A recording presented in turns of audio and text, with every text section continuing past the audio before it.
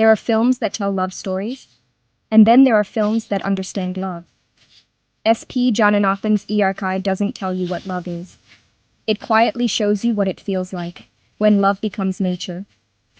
In a world filled with city lights, parties, and perfect endings, Jananathan took us somewhere else.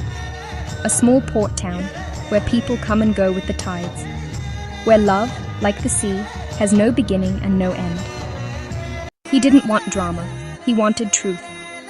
Because in nature, there's no background score for heartbreak, only silence.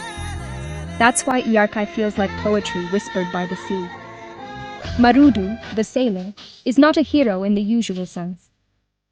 He's a wanderer, a man who belongs to the ocean more than the land. He loves with depth, but not with demand.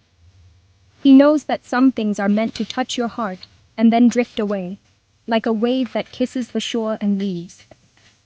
Jananathan's thought process here is beautiful. He says, love doesn't always need a reason or a result. It's like rain. It comes, it cleanses, and it goes. No explanations, no promises. Then there's Nancy, the lighthouse keeper's daughter, who keeps waiting for her lost love. Her world is still, frozen in hope. And that's where Jananathan shows his genius. For him, waiting is also an act of love. Not weak, not foolish, but pure. Nancy represents the side of love that never gives up. Marudu represents the side of love that knows when to let go. Between them lies the truth Jananathan wanted us to see. That both kinds of love are natural, both are valid. The sea, in Iyarkai, isn't just a backdrop, it's the film's soul. It takes people away, it brings them back, it watches without judgment. Just like Iyarkai, which means nature. Jananathan believed nature is the ultimate teacher, unbiased, unpredictable, honest. And through this film, he asked a quiet question. If love is also natural, why do we keep trying to control it? In his world, love is not a contract. It's an experience, something that happens, changes you, and maybe never comes back. He wasn't making a love story. He was making a statement about acceptance. Marudu's silence, Nancy's patience, the captain's return. They're not twists. They're truths.